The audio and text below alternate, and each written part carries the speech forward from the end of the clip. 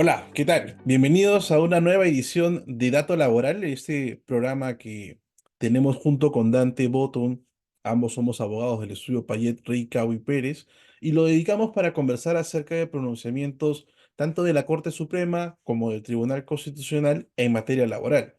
La idea es compartir, difundir y debatir justamente la información que se deriva de las sentencias.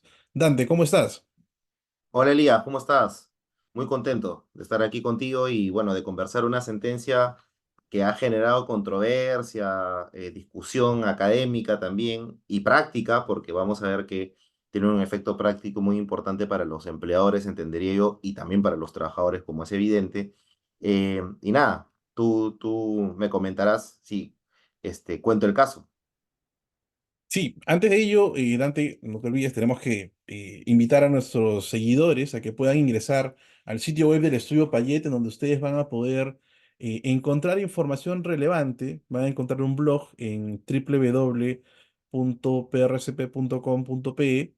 Encontrarán un blog en donde tienen ustedes acceso a información, noticias, artículos, todo vinculado al quehacer jurídico y específicamente al quehacer laboral. Van a encontrar también estos videos así como en la lista de videos de YouTube que también tiene la cuenta del estudio. Con eso, Dante, cuéntanos, ¿qué tenemos el día de hoy? Gracias, Elías. Mira, en la casación 3226-2019 Tacna, ¿ok? Emitida por la Cuarta Sala de Derecho Constitucional y Social Transitoria, se resuelve un caso en el que una entidad, ¿ok? Sin perjuicio de que sea una entidad es perfectamente trasladable a cualquier empleador, lo dice expresamente la sentencia, buscaba un resarcimiento contra varios trabajadores que habían incumplido sus obligaciones y por tanto solicitaba un resarcimiento. ¿Ok? Entonces, esta sentencia lo que hace es abordar esta problemática y establece algunos parámetros que nosotros consideramos importantes discutir. Como tú decías, una de las finalidades de datos laborales es el debate. ¿Qué nos dice esta sentencia? Nos dice que para que un empleador cualquiera interponga una demanda de daños y perjuicios contra sus trabajadores por buscando obviamente un resarcimiento, tiene que tener en cuenta tres, digamos, requisitos, presupuestos o elementos. Primero, que el trabajador contra quien se busca el resarcimiento haya sido despedido por falta grave. Claro, luego entraremos al debate de qué tan razonable es este requisito. Pero primer requisito, el trabajador contra quien el empleador interpone la demanda, el trabajador demandado, tiene que haber tenido como antecedente el despido por falta grave. Segundo requisito, tiene que haberse generado un perjuicio económico al empleador. Segundo presupuesto, también, digamos, innovador, no emerge necesariamente de la legislación, sino de una creación efectivamente totalmente pretoriana. Y tercero, y quizás el apunte más grave o más discutible, es que la demanda que interponga el empleador contra el trabajador está sujeta a un plazo de caducidad de 30 días naturales. ¿Ok? Claro, se entiende que este plazo de caducidad es desde el cese. Se entiende porque luego vamos a ver que justamente, ¿no? No hay inicio del cómputo para el plazo porque justamente es un plazo creado judicialmente. Este plazo de 30 días tiene otra connotación conforme vamos a conversar. Entonces, estos son los presupuestos. Esta sentencia, Elías, te comento, también tiene carácter de doctrina jurisprudencial. ¿Qué es eso? Bueno, ya lo discutiremos a continuación. Pero es esto, ¿no? Estas reglas creadas, insisto, exprofesamente por esta sala de la Corte Suprema, obviamente tiene una implicancia, ¿no? En las relaciones laborales. Tiene implicancias en cuanto a todo empleador que quiera demandar por daños y perjuicios a su trabajador, tendrá que tenerlas en cuenta, sea para cuestionarlas o sea para cumplirlas, ¿no? Eh, ¿Cuál es tu opinión sobre estos tres requisitos, presupuestos? Presupuestos, mira, dice acá, tengo la sentencia enfrente, dice presupuestos, ¿no? ¿Cuáles son tus comentarios?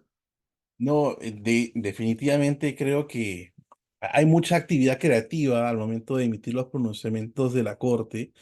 Y curiosamente, antes el problema era cómo interpretar la ley procesal de trabajo, de si el empleador podía o tenía que ir a una conciliación antes de interponer una demanda por daños y perjuicios, como una especie de requisito de la demanda que luego se dijo que no lo era. ¿No? Sabemos que se superó un primer bache en torno a la posibilidad de plantear estas pretensiones. Ahora no es un pequeño bache, es una pared que han colocado prácticamente para evitar que generen demandas de responsabilidad civil en contra de los trabajadores, lo cual da un mensaje llamativo, ¿no? Porque es casi decir, oye, relaciones laborales. El empleador está sumamente vigilado. Toda actividad que pueda hacer va a ser judicializada. Yo, como Poder Judicial, la voy a ver. Tienes tú 30 días en el caso de los despidos, 4 años en los casos de beneficios, 10 años en tema de enfermedades o daños y perjuicios en general. Pero tú, trabajador, tranquilo, porque si hay algo irregular, solamente voy a colocar un plazo de 30 días para que el empleador te pueda demandar, a pesar que no está en la ley, eh, y solo te podrá demandar si hay una falta grave.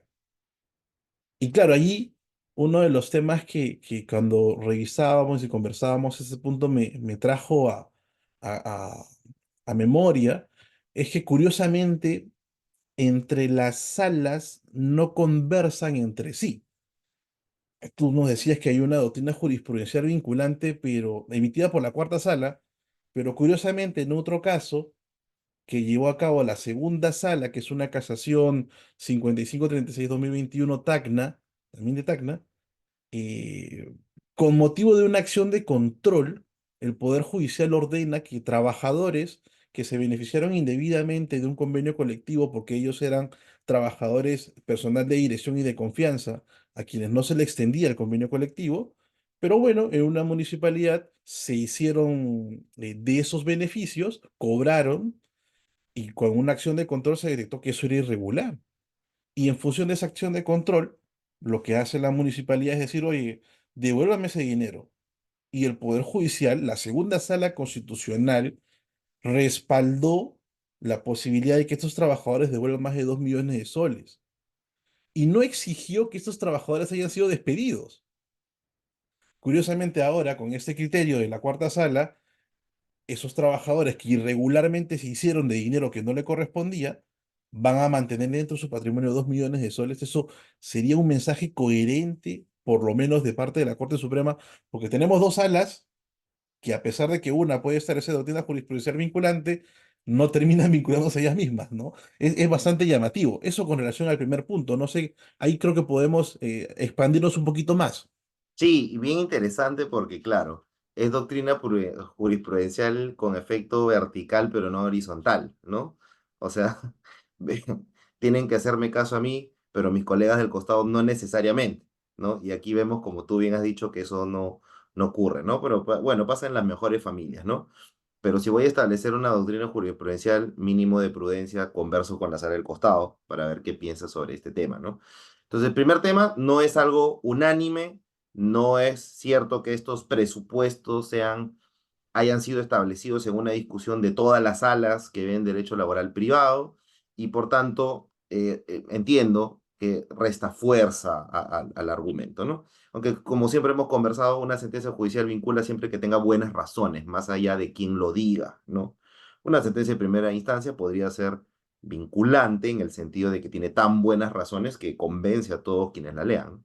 Respecto al primer tema, Elías, a mí lo que me preocupa es que entonces los empleadores van a tener que verse obligados a despedir a siempre, porque si alguien comete una falta y genera un perjuicio, que ya vemos, vamos a ese presupuesto, yo no tengo bajo esta regla que aceptar su renuncia,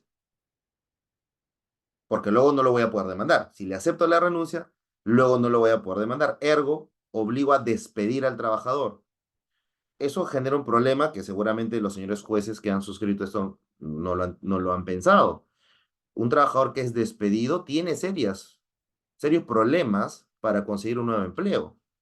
Muchas veces el acto de renuncia es un acto que genera paz laboral, en el sentido que el trabajador reconoce la falta, extingue el vínculo laboral voluntariamente porque entiende que ha cometido una falta grave, y esto le permite mantenerse en el mercado, ¿no? Y continuar buscando en búsqueda de nuevo empleo, porque claro, un error lo podemos cometer todos, ¿no? Pero si no va a ser posible, porque luego el empleador no podrá buscar un resarcimiento, entonces tengo que despedir al trabajador. Lo obligo además a litigar, porque si quiere impugnar la sanción va a tener que demandarme, ¿no?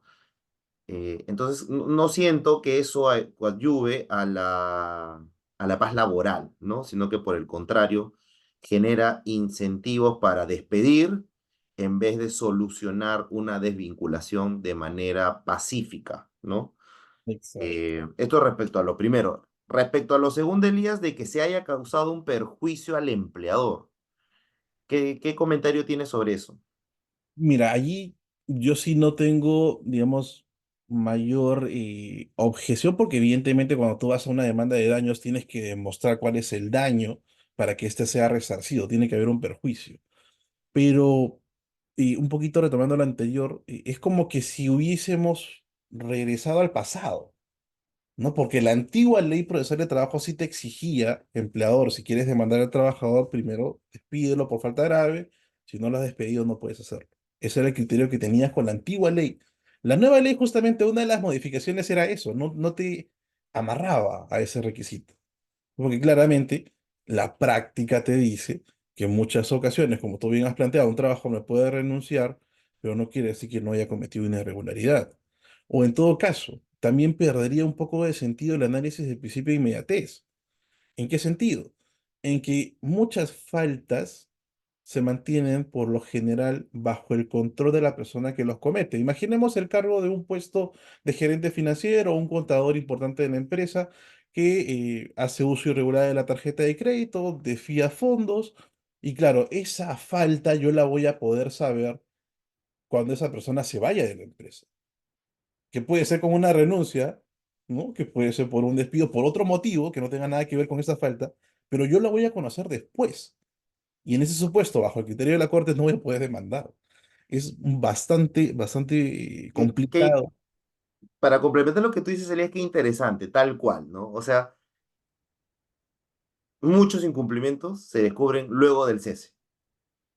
Entonces, yo tendría que antes que alguien renuncie, mejor lo audito, ¿no? Tengo que hacer una auditoría para ver si todo lo que he hecho está bien, ¿no? Cuando, como tú muy bien dices, la gran mayoría de casos, algunas faltas graves son suberticias, ¿no? Sobre todo cuando tiene que ver con fraudes o apropiación de bienes del empleador. Esto es absolutamente suberticio, nadie lo sabe, solo el que lo está cometiendo y se descubre mucho tiempo después, ¿no? Entonces, eh, ni siquiera es que han puesto como una excepción de esta sentencia, salvo, ¿no? Que el empleador hubiera conocido de los incumplimientos luego del cese, ¿no?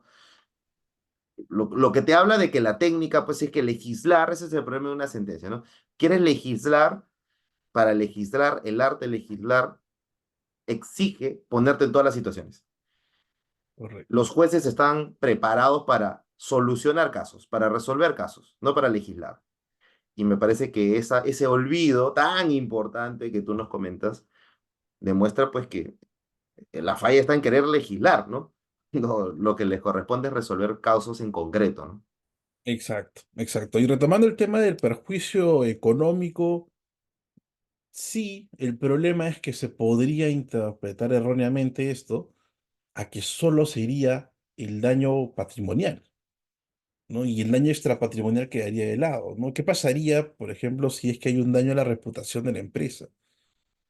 O si en el contexto de que un trabajador comete una falta, imagínate ahora, ¿no?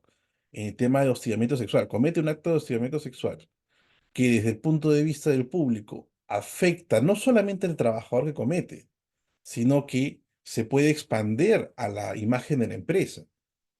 Entonces, esa afectación que puedo generar un rechazo en mi clientela o en posibles clientes se puede también materializar. Se puede verificar que esto ha sido un daño y se puede demandar, pero bajo este criterio judicial Dante, no sé, tú podrías desarrollar un poquito más. Nos están diciendo que solamente demandaríamos daños patrimoniales y no los extrapatrimoniales. Es que esa es la lectura que se le va a dar, ¿no? Tal cual. O sea, estamos pensando igual. O sea, estaba pensando, ¿cuál es la lectura que se le puede dar? Porque, ¿por qué la preocupación de decir que hay un perjuicio económico? O sea, lo que me estás diciendo es que tiene que haber daño emergente o lucro cesante. O sea, esa es la lectura que muchos le van a dar razonablemente, ¿no? Y se olvidan que los empleadores, las empresas, las personas jurídicas tienen derecho eh, a la reputación y al buen nombre, ¿no?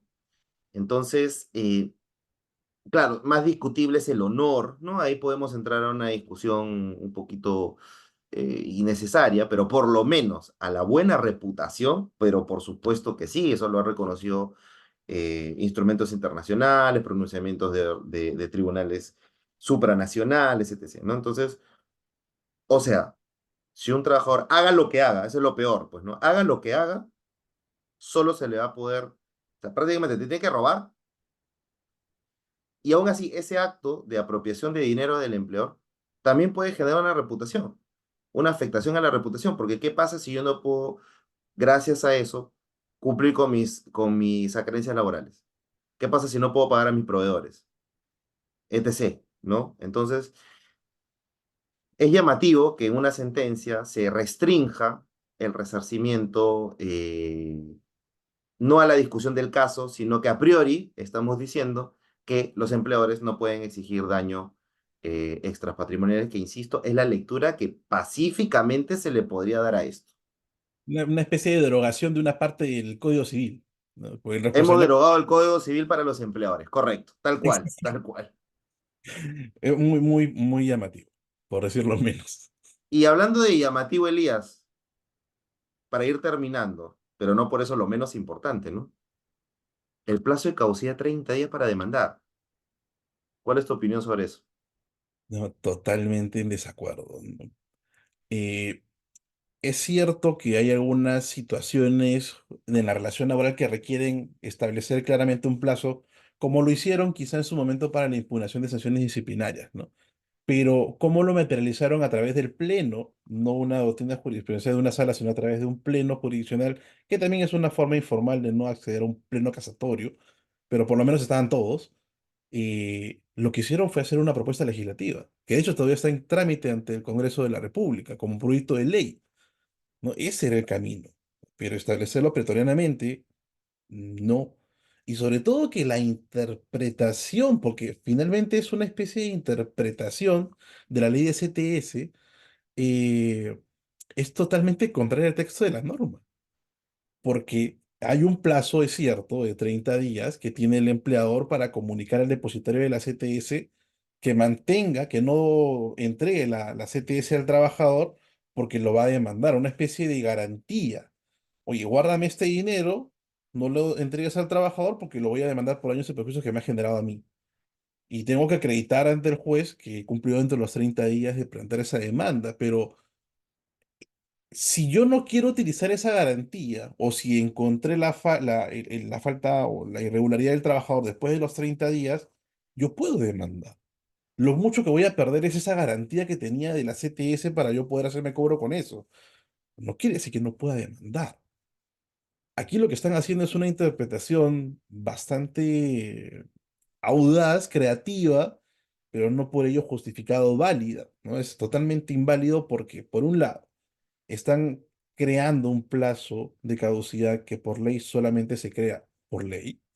Segundo lugar, están haciendo una interpretación, si quieres, un poco amplia de la ley de CTS, pero con la finalidad de afectar otro derecho que es el acceso a la jurisdicción o el acceso a la justicia. Entonces, yo creo que por uno u otro lado, este tipo de criterios pretorianos nos lleva a un mal resultado, más allá de la errónea forma como se ha redactado, pero el criterio es malísimo.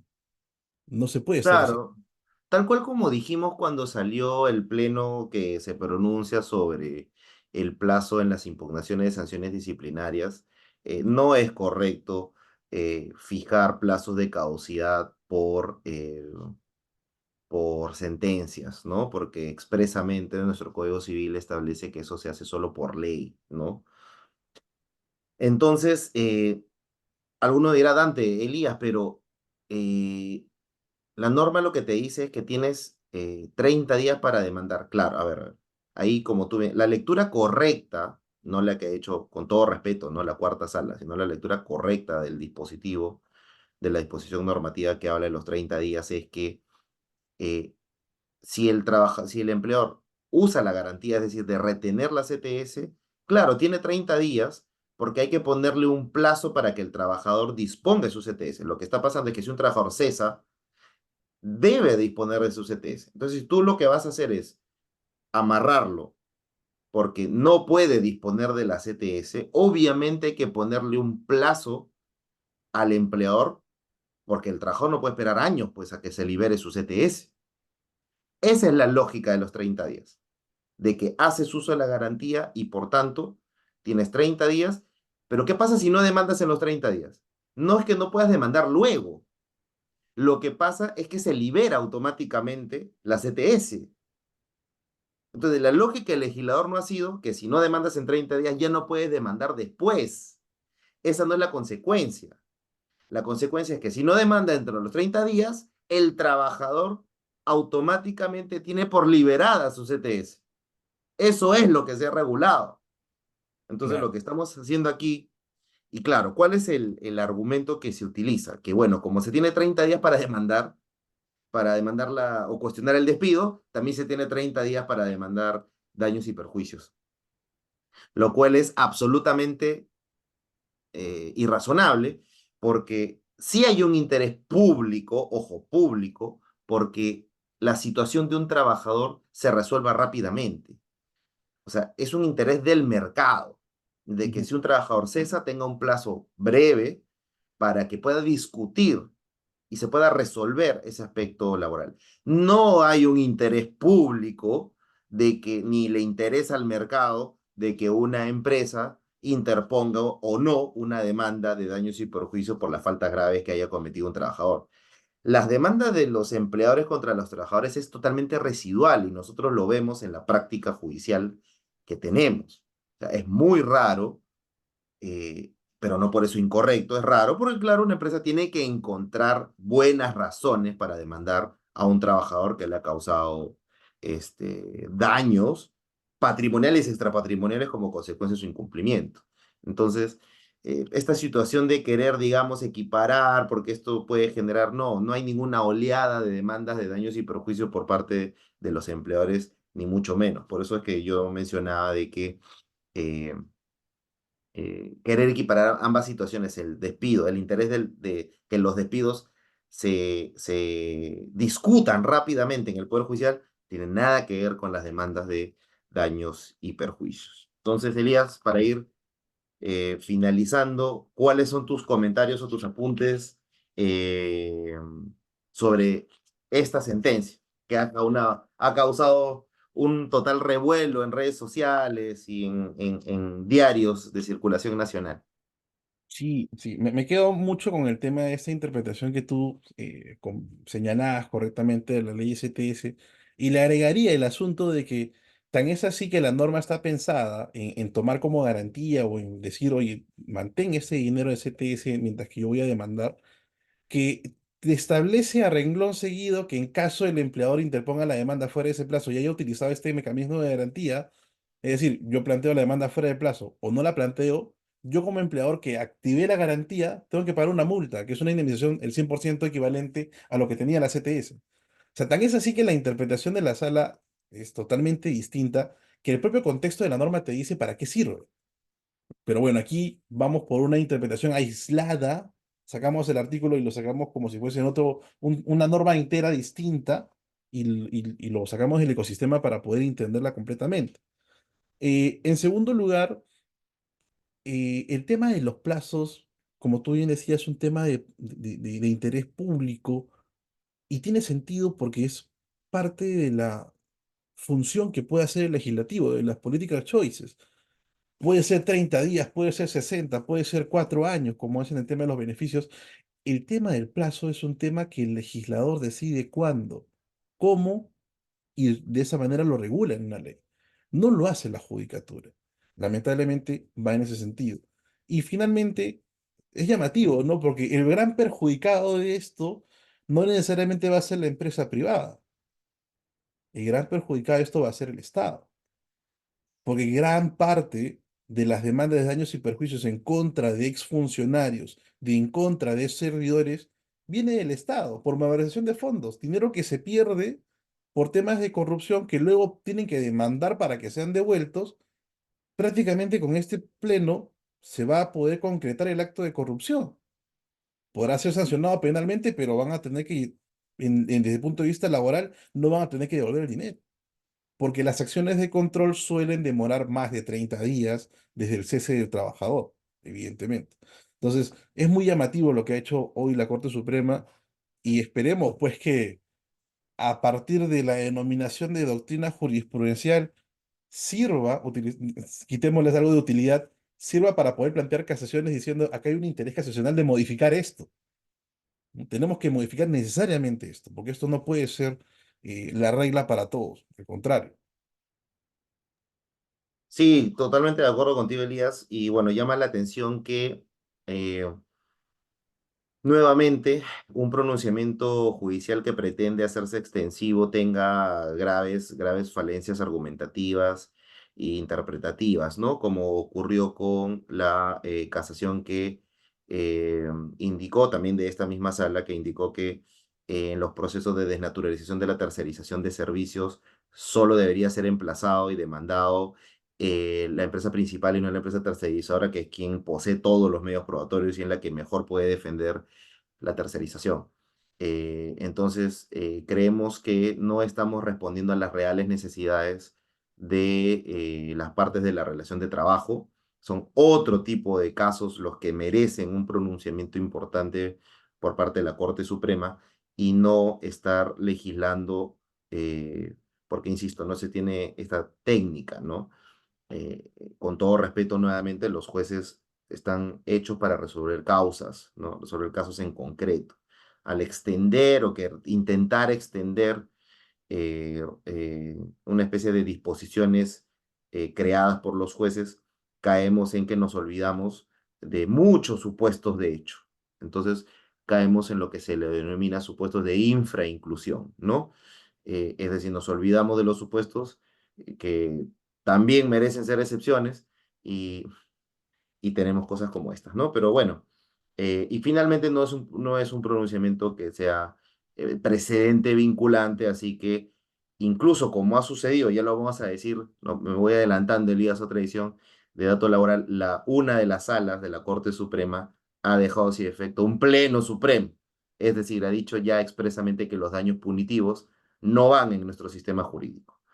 Entonces, eso ya es llamativo, ¿no? Es decir, la Suprema emite un pleno donde incorpora los daños punitivos en materia laboral y como con el tiempo nos damos cuenta que eso fue un grave error por mil razones constitucionales, una de las salas ya se ha apartado expresamente de los daños punitivos. Ergo, es una especie de derogación judicial de un Claro. pronunciamiento, ¿no? Exacto.